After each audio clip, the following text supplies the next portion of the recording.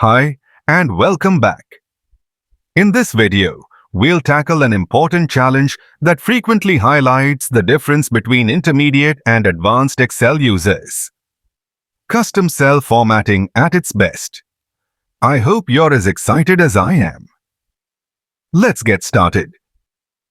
In this sheet, you'll see a company's profit and loss statement. The numbers need some extra formatting, wouldn't you agree?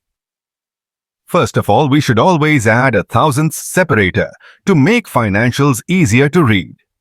Let's do that by selecting the range with actual figures and opening the format cells by pressing Ctrl+1.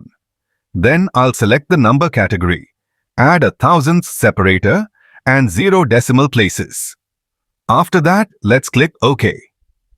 Very good. Our figures look much better already. However, this won't do in all cases. There are a few subtleties many of you are curious about and have often asked us about, such as the following.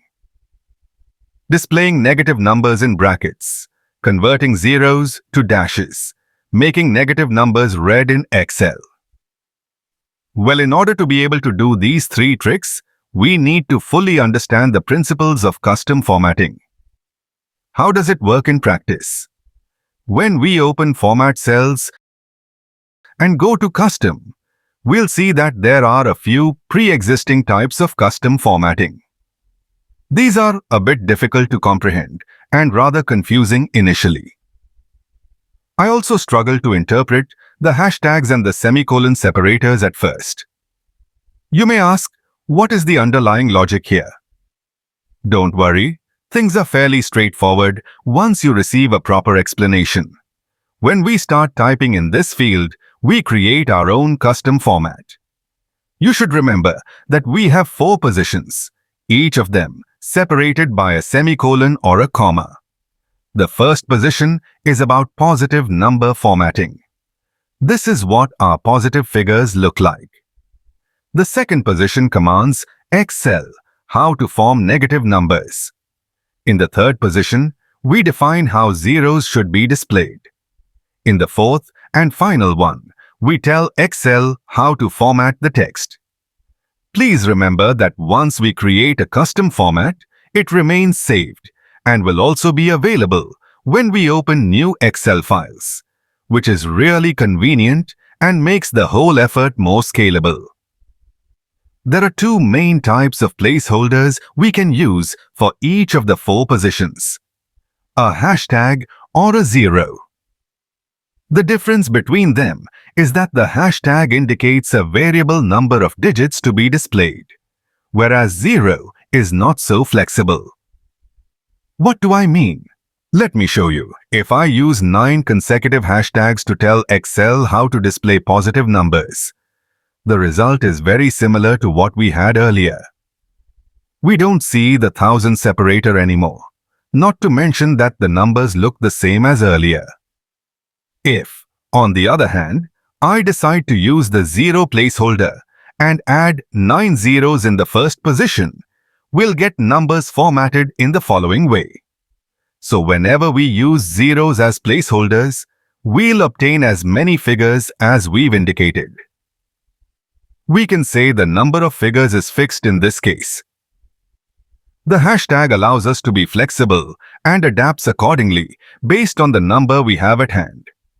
So I regularly use hashtags when creating a custom format.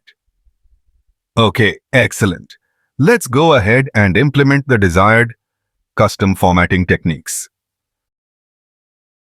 The first position is about positive numbers, right? I'll add 2 hashtags. We want to have a thousands separator, correct? As you can see in the preview above, Excel understood my intention. That's perfect. The next thing we need to do is add a position separator.